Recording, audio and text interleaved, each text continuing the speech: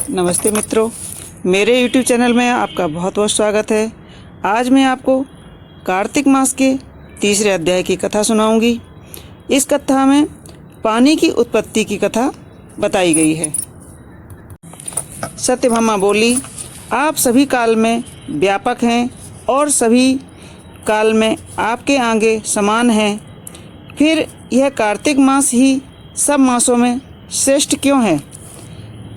सब तिथियों में एकादशी और सब मासों में कार्तिक मास को ही आप अपना प्रिय क्यों कहते हैं? इसका क्या कारण है, सो कहिए। भगवान श्री कृष्ण बोले, हे प्रिय, तुमने मुझसे बहुत अच्छी बात पूछी है। सुनो, मैं तुमको इसका कारण बताता हूँ, ध्यान से सुनो। इस प्रकार एक बार महाराज बैन के पुत्र राजा पृथु ने प्रश्न के उत्तर में देव ऋषि नारद से प्रश्न किया था और श्री नारद जी ने उसे कार्तिक मास की महिमा बताई थी। राजा पृथु के प्रश्न के उत्तर में देव ऋषि नारद ने कहा था, हे राजन, एक समय शंख नामक एक राक्षस बड़ा बलवान और अत्याचारी हो चुका था। उसने अपने अत्याचारों से तीनों लोगों को कंपायमान कर दिया था।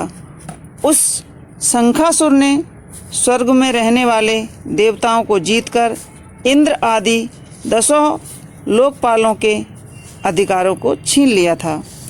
उससे डरकर सभी देवता सुमेर पर्वत की गुफा में कुटुंबियों के साथ बहुत दिनों तक छिपे रहे।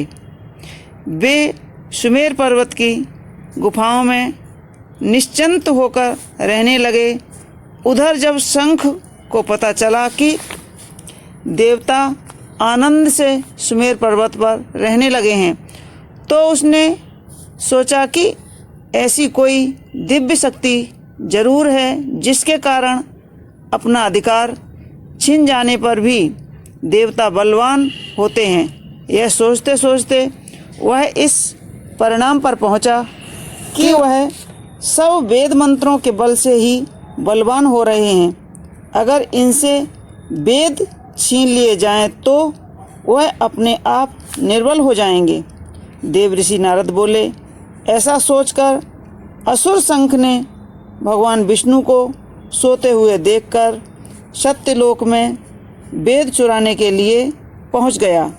उसको आता देखकर भगवान विष्णु ने उसकी नियत जानकर उसके डर के मारे बीज मंत्रों के साथ समुद्र के जल में छिप गए। शंख भी वेद मंत्रों तथा बीज मंत्रों को ढूंढता हुआ समुद्र में प्रविष्ट हो गया, लेकिन ना तो उसको वेद मंत्र मिले और ना बीज मंत्र ही। जब शंख समुद्र से निराश होकर वापस लौटा तो उस समय श्री ब्रह्मा जी पूजा की सामग्री लेकर सब देवताओं के साथ भगवान विष्णु की शरण में पहुँचे और भगवान को गहरी नींद से जगाने के लिए गाने बजाने लगे और धूप दीप आदि से बार बार उनका पूजन करने लगे। धूप दीप नैवेद्य आदि अर्पण करने पर भगवान की निद्रा भंग हुई और वह देवताओं सहित श्री ब्रह्मा जी को अपनी पूजा करते हुए देखकर बहुत प्रसन्न हुए और उनसे कहने लगे, मैं आप लोगों के इस कीर्तन और मंगलाचार से अति प्रसन्न हूँ। आप अपना अभिष्ट वर मांगिए, मैं अवश्य प्रदान करूँगा। जो मनुष्य अश्विन शुक्ल की एकादशी से देवउठनी एकादशी तक ब्रह्म मुहूर्त में उठकर मेरी अर्चन करेंगे, वह तुम्हारी तरह मेरे प्रसन्न होने के कारण सुख को प्राप्त करेंगे। यह जो पाद, अर्घ, आचमन और जल आदि सामग्री आप लोग मेरे लिए लाए हैं, वह अनंत गुणों को देने वाली है, होकर आपका कल्याण करेगी। शंख जो वेद चुराकर ले गया है, सब के सब समुद्र में ही हैं। मैं शंखासुर को मार ले आता हूँ। उसमें मंत्र बीज और वेदों के साथ चारों वेद प्रतिवर्ष कार्तिक मास में जल में विश्राम किया करेंगे। अब मैं मत्स्य रूप धारण करके समुद्र में जाता हूँ और आप लोग भी ऋषि महेश्वरियों के साथ लेकर मेरे साथ चलें, जो कार्तिक मास में पहर रात्रि पहले स्नान करते हैं वे निश्चय ही अक्षय फल को पाते हैं। वह अज्ञात में अमृत स्नान का फल प्राप्त करते हैं। हे देवेंद्र, जो कार्तिक मास में व्रत करते हैं उन्हें सब प्रकार से धन पुत्र पुत्री आदि देते रहना, उन्हें सब आपत्तियों से बचाते रहना। हे धनपति कुबेर, मेरी आज्ञा अनुसार तो उनका धन धान बढ़ाते रहना, क्योंकि इस प्रकार का आचरण करने वाला प्राणी मेरा रूप धारण करके जीवन मुक्त हो जाता है। जन्म से लेकर मरण पर्यंत जिसने विधि पूर्वक यह उत्तम व्रत की कर लिया है वह आप लोगों का भी पूजनीय है।